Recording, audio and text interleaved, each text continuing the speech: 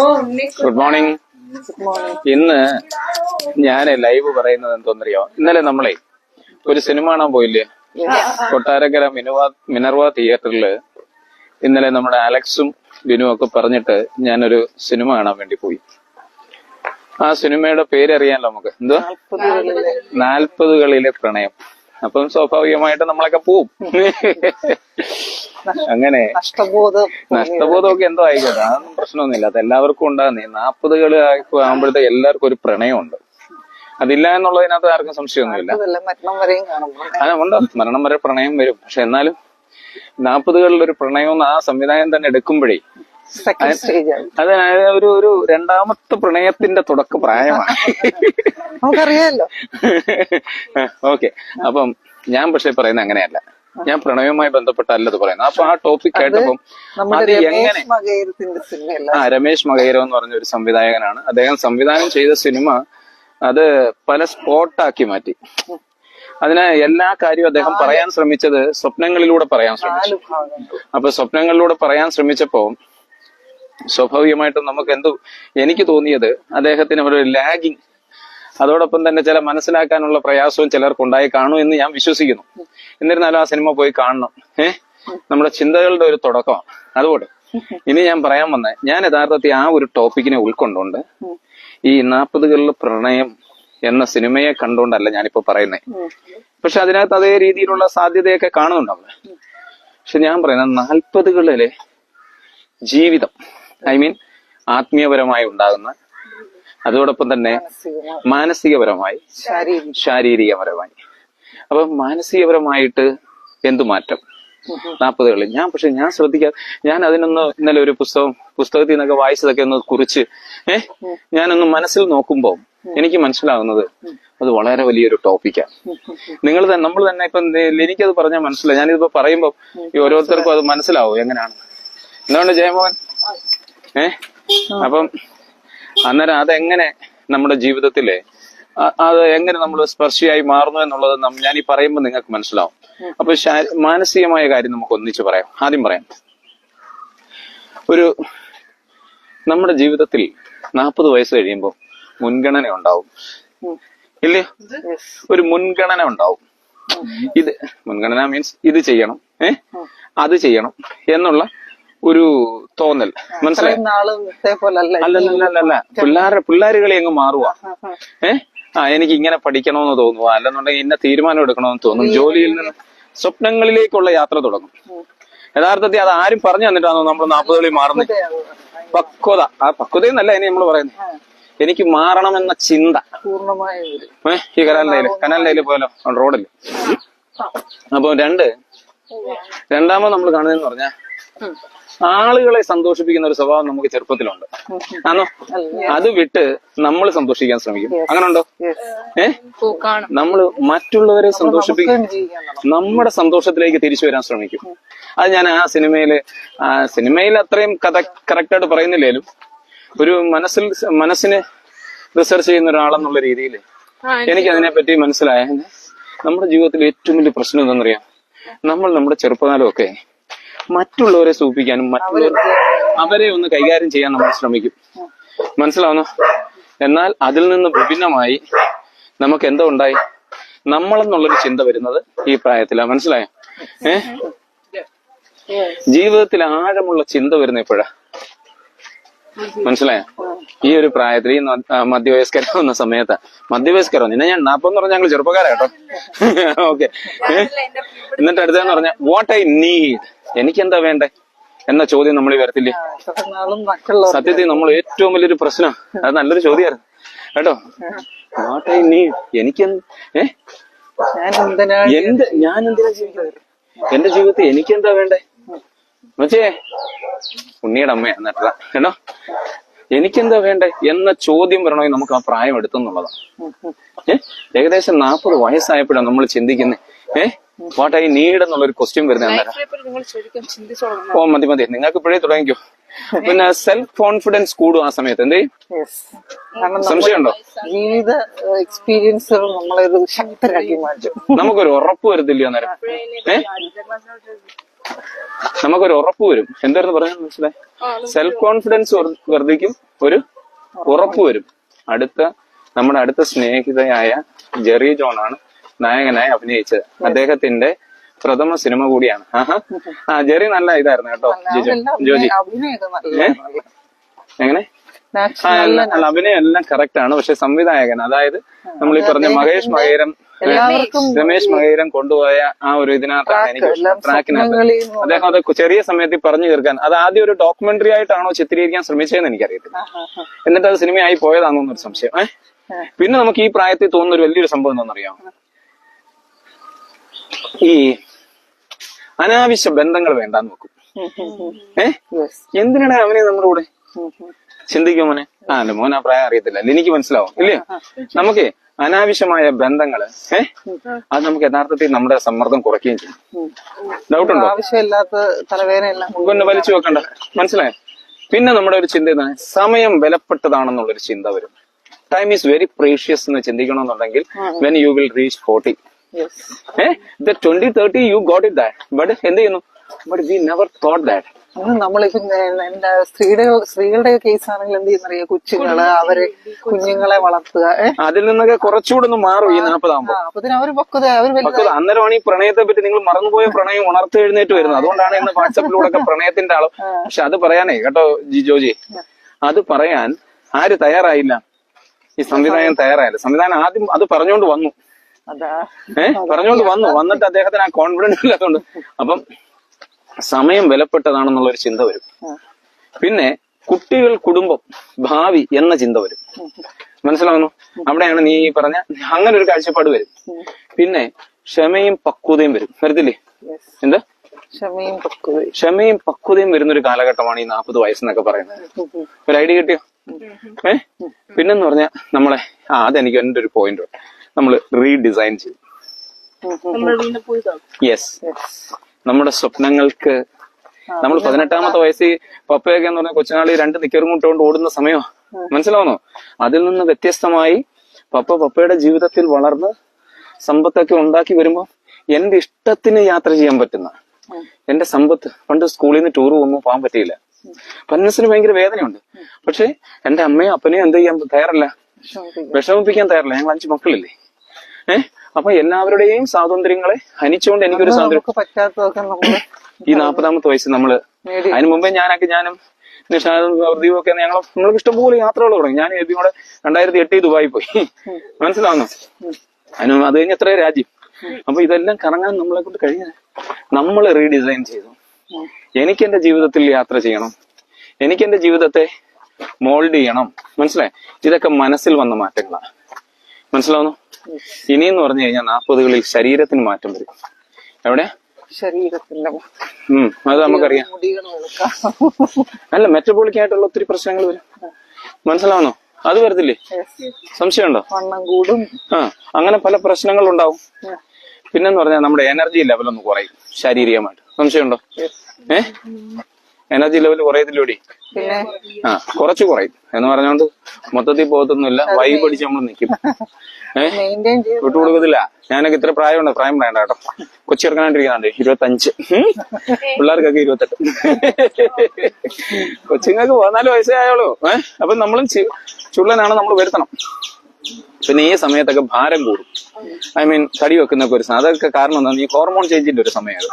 അതിപ്പം സ്ത്രീകളിലും പുരുഷന്മാരിലും അത് വലിയൊരു പ്രശ്നത്തിന്റെ ഇതാണ്. ടീച്ചറുണ്ടോ ഇവിടെ?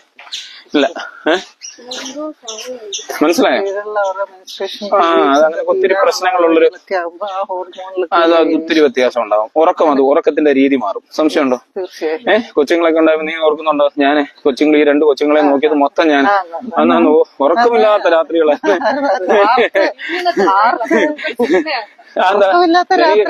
നീയാകൂട്ട എന്റെ നെഞ്ചത്ത് മാത്രമേ കടന്നിട്ടുള്ളൂ. ഉറക്കമില്ലാത്ത രാത്രി എനിക്ക്. അതൊക്കെ നിങ്ങളങ്ങ് പറയുന്നില്ലേ സ്വയം. എന്നിട്ട് ആരോഗ്യ പ്രശ്നമൊക്കെ നമുക്ക് ഈ പ്രായമാകുമ്പോ നമുക്ക് ആരോഗ്യ പ്രശ്നത്തെ പറ്റിയൊക്കെ നമ്മൾ ചിന്തിക്കും. മനസ്സിലായോ? ആരോഗ്യ പ്രശ്നം വരും. അതോടൊപ്പം തന്നെ ആരോഗ്യം ശ്രദ്ധിക്കാനും തുടങ്ങും. ചിലരൊക്കെ വ്യായാമം ചെയ്യാൻ തുടങ്ങും. ചിലവരൊക്കെ പ്രാർത്ഥിക്കാൻ തുടങ്ങും, ധ്യാനം തുടങ്ങും, മെഡിറ്റേഷൻ തുടങ്ങും. ഞാനല്ല, എന്റെ കൂടെ വരുന്നവർ ആരാണ്ടൊക്കെ ഭക്ഷണക്രമമൊക്കെ അങ്ങ് ശ്രദ്ധിക്കും ചിലര്. ഈ ഉണക്കമീനൊക്കെ അങ്ങ് നിർത്തും. മനസ്സിലായോ? ശാരീരിക സൂചനകളോട് നീ എന്താ അതും സാരമില്ല. എന്റെ കയ്യിലുണ്ടല്ലോ. ശാരീരിക സൂചനയോട് കൂടുതൽ അടുക്കും കേട്ടോ. ശരീരം കുറെ സൂചനകളൊക്കെ തരും. ഇടേ നീ കിളവനാവുന്നതേ എന്നൊക്കെ പറയുമ്പോഴത്തേക്ക് നമ്മൾ എനർജി അടിക്കും ഉടനെ. ആ ഒരു വൈബ് വരുന്നത് നമുക്ക് ആ ഒരു കാഴ്ചപ്പാടില്ല. മനസ്സിലാവുന്നു? ഇനി വേറൊരു സംഭവമുണ്ട്. ഈ 40 വയസ്സൊക്കെ ആവുമ്പോഴത്തേക്ക്, ഒരു 35-40 വയസ്സാവുമ്പോഴത്തേക്ക് വേറെ വരുന്നൊരു മാറ്റം എന്തെന്നറിയാമോ? ആത്മീയത കയറി പെരുക്കും. അപ്പൊ ഞാൻ ആദ്യം പറഞ്ഞത് മാനസികപരമായ മാറ്റങ്ങൾ പറഞ്ഞു, ശാരീരികമായ മാറ്റം പറഞ്ഞു. ഇനി ആത്മീയപരമായ മാറ്റം പറയാം. ജീവിതത്തിന്റെ അർത്ഥം തേടി യാത്ര തുടങ്ങും. എന്താ ഞാൻ എന്തിനിവിടെ ജനിച്ചു ഞാൻ ചോദിക്കും. കൊച്ചുങ്ങളോട് പറയും, എടാ നീയൊക്കെ കണ്ടു പഠിക്കും, ഞങ്ങളൊക്കെ എങ്ങനെയാണെന്ന് അഹങ്കരിച്ച് ഇപ്പൊ കാര്യം മനസ്സിലായി. ഈ ഒരു അവസ്ഥയിലേക്ക് എല്ലാവരും ചിന്തിച്ച് പറയുന്നതിന് കാരണം എന്താണ്? ജീവിതത്തിന്റെ അർത്ഥം തേടാൻ തുടങ്ങിയതുകൊണ്ടാണ്. എന്തിനാടാ ഞാൻ എന്റെ സമയം കളഞ്ഞു, ഞാൻ എന്താടാ ജീവിതത്തിൽ നേടി? ഈ ചോദ്യങ്ങളുടെ ആൻസർ വരുമ്പോ ഈ പ്രശ്നം വരുന്നത്. മനസ്സിലായി? ദൈവവിശ്വാസവും വർദ്ധിക്കും, ആത്മവിശ്വാസവും വർദ്ധിക്കും. സംശയമുണ്ടോ? ദൈവവിശ്വാസം 40, അതാണ് ഈ പ്രായമായപ്പോഴത്തേക്ക് കാശിയിലേക്കും അങ്ങനെ മുട്ടയടിച്ചൊക്കെ പാന്ന് വിചാരിക്കുന്നത്. കാരണം മുടിയൊക്കെ വിട്ടാലും കൊഴിഞ്ഞു. അതാ പറഞ്ഞു 60 40 കഴിഞ്ഞല്ലേ. 60 കഴിഞ്ഞപ്പോഴേ മുടി എന്തായാലും കൊഴിഞ്ഞു. ഇനിയൊക്കെ കാശിക്ക് പോയൊക്കെ ചുണ്ണാമ്പ് തേച്ചേക്കാന്ന് വിചാരിക്കും. എടെ പ്രായമുള്ളവരൊക്കെ അങ്ങനെ ചെയ്യുന്നവർ കാണും. എന്നെ സംബന്ധിച്ചിടത്തോളം എനിക്ക് പ്രായമാവത്തില്ല, ഞാൻ നിത്യവഴുതാൻ.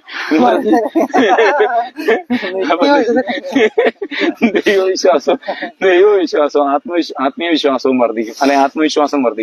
പ്രാർത്ഥനയും ധ്യാനവും കൂടും. മനസ്സിലാവുന്നു? ആത്മീയതയുടെ ഒരു വലിയ ഒരു പട്ടിയെ വീഡിയോ കാണിച്ചേക്കാം. കാരണം അവ എടുത്തിട്ട് കടിക്കുകയാണെങ്കിൽ അവനാ കടിച്ചെന്ന് 10 പേര് അറിയട്ടെ. ഇത് 2 3 4 5 6 പുതിയ കുട്ടികൾ. അപ്പൊ മനസ്സിലായി? പ്രാർത്ഥനയും ധ്യാനവും കൂടും. മനുഷ്യന്റെ ദൈവീയമായിട്ട് അങ്ങ് അടുപ്പം കൂടും. മനസ്സിലായോ? അവ ഇത് വെച്ചിട്ട് പണ്ട് കയ്യും വിട്ട് ബൈക്കിൽ പോയോണ്ടിരുന്നവൻ ഈ പ്രായമായപ്പോഴത്തേക്ക് എന്താ ചെയ്ത്? ഭയങ്കര ശ്രദ്ധ.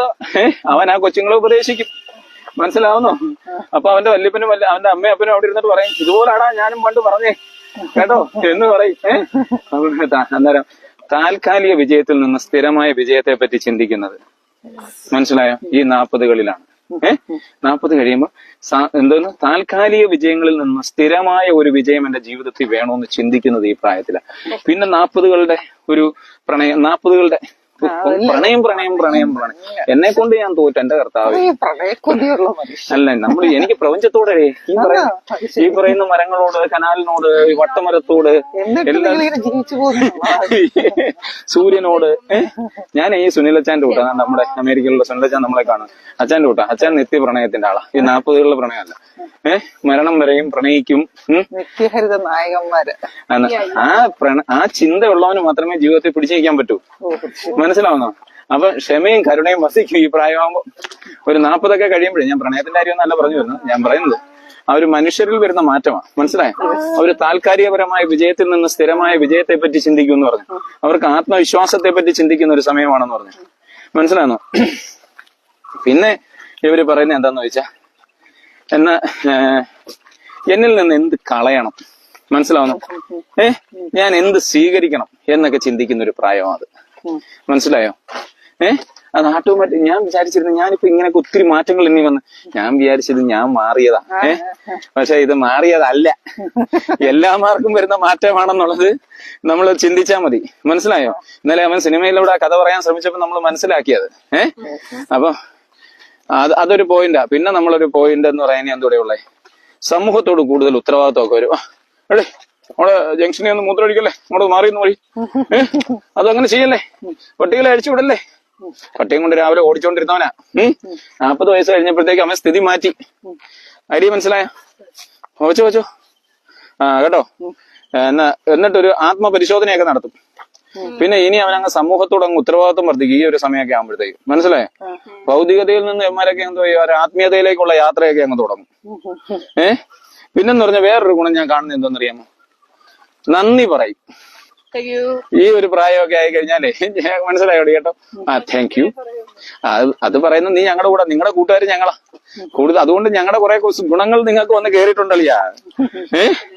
ആത്മശാന്തിക്ക് മുൻഗണന നൽകും. മനസ്സിലായോ?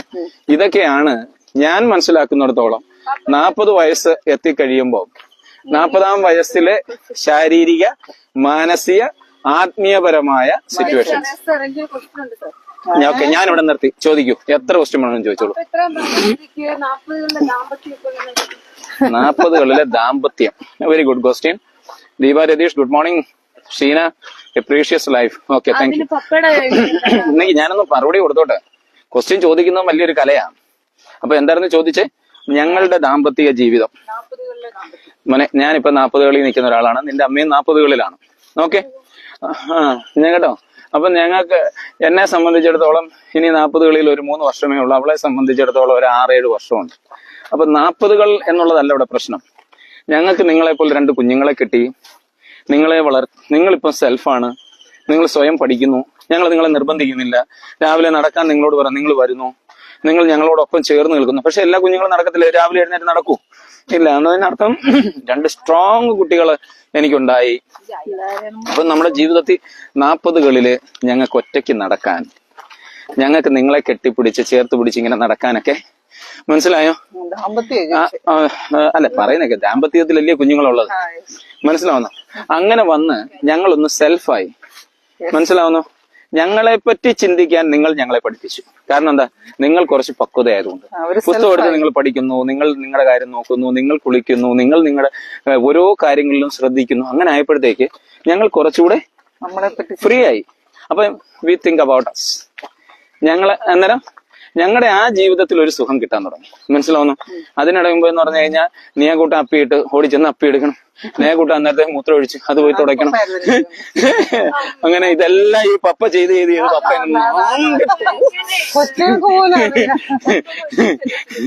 ഓക്കെ. അയ്യോ, ഭയങ്കര സാധനം. ഞാനേ ദൈവമേ. Seenu Nina Panicker. Okay, thank you. Good morning. അപ്പൊ എന്താ കേട്ടോ, അപ്പൊ അതിൽ നിന്ന് ആ ദാമ്പത്യ ജീവിതത്തിന് ഒരു സുഖം കിട്ടാൻ തുടങ്ങി. കാരണം എന്താ?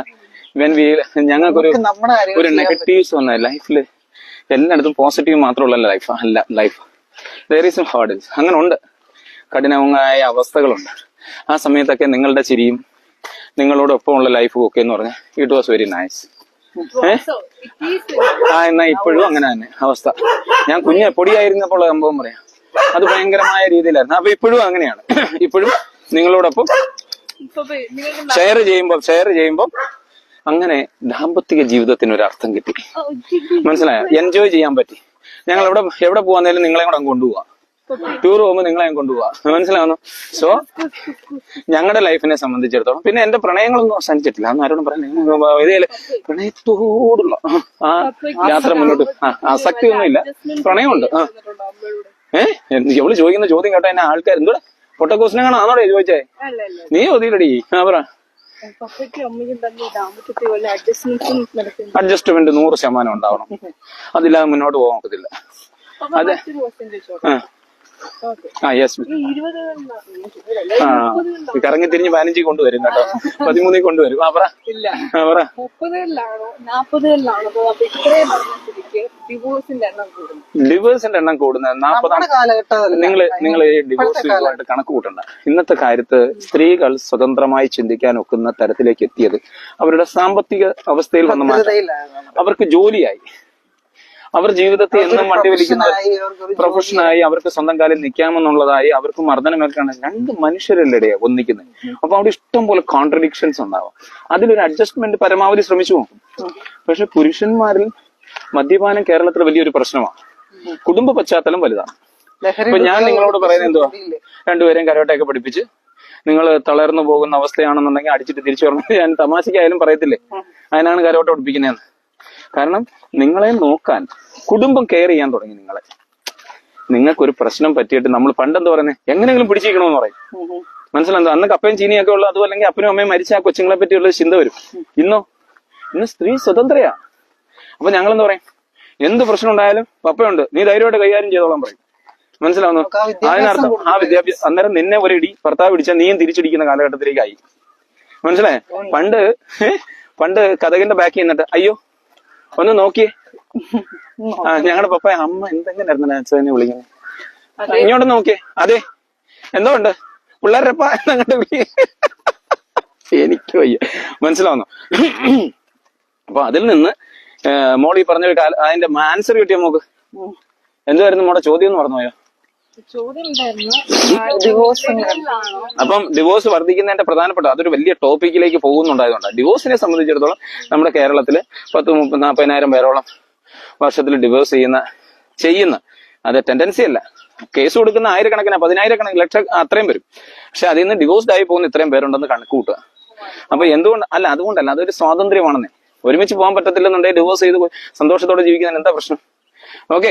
പക്ഷെ സമൂഹത്തിന്റെ മൂല്യങ്ങളെ ഉൾപ്പെടുത്തിക്കൊണ്ട് നിങ്ങളുടെ ജീവിതത്തെ പറ്റിയും ചിന്തിക്കണം. നിങ്ങളും അവരും സ്വതന്ത്രരാണ്. മനസ്സിലായോ? ജീവിതം എന്ന് പറയുന്നത്, ഞാൻ പപ്പ ആരോടെങ്കിലും സംസാരിക്കുമ്പോൾ പപ്പയൊക്കെ മൈൻഡ് മാസ്റ്റർ ചെയ്യുന്നത് നമ്മൾ ആദ്യം പഠിപ്പിക്കുന്ന എന്തോന്നറിയാം?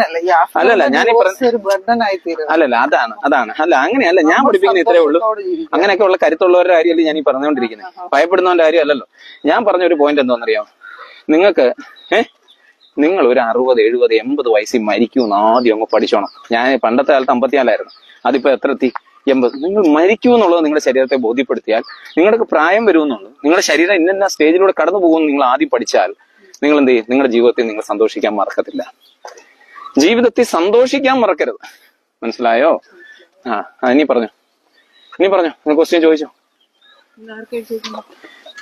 മോക്കുണ്ടെന്ന് ഈ മോൾ എന്തിനാ മറ്റുള്ളവരുടെ കാര്യത്തെ പറ്റി ചിന്തിക്കുന്നത്? അവർക്ക് വേണമെന്നുണ്ടെ ചോദിച്ചു. പ്രശാന്ത സുന്ദര നാട്. കാരണം ഇവിടാണ് ഞാൻ വോളിബോളും ക്രിക്കറ്റും കളിച്ചിട്ട് അവിടെ ഗ്രൗണ്ടിൽ കളിച്ചിട്ട് താണ്ട കൊന്നയ്ക്ക ദീപുവിന്റെ വീട്ടിൽ നിന്നായിരുന്നു പണ്ട് വെള്ളം കുടിക്കുന്നത്. അതോടൊപ്പം തന്നെ നമ്മൾ ഉഷയുടെ വീട് അവിടെ എന്തോ സംഭവം എന്നറിയാമോ? എന്തെങ്കിലും ചേച്ചി രാവിലെ എന്തെങ്കിലുമൊക്കെ ഉണ്ടാക്കി സാമിയപ്പനൊക്കെ മാത്രം ഇലയപ്പം ഉണ്ടെന്ന് പറഞ്ഞാൽ എങ്ങനെ മണത്ത് നോക്കും, അപ്പഴേ കയറി ചെക്കും. അതൊക്കെ ഇന്നത്തെ കാലത്ത് നടക്കത്തില്ല. വേറെ എന്തോടി പറയാനുള്ളത്? അപ്പൊ എന്തെങ്കിലും നിങ്ങൾക്ക് പറയാനുണ്ടോ? ഒന്നുമില്ല. Thank you. എന്നാ പറ. ചോര് ഞാൻ ഇടതങ്കര മെയിൻ കനാലിന് വായിച്ചപ്പോഴേക്കും ഇടതുകര മെയിൻ കനാല് ഇടതങ്കര അല്ല പറ. ചോദ്യം പറ. ക്വസ്റ്റ്യൻ ഉണ്ടോ ഇനി?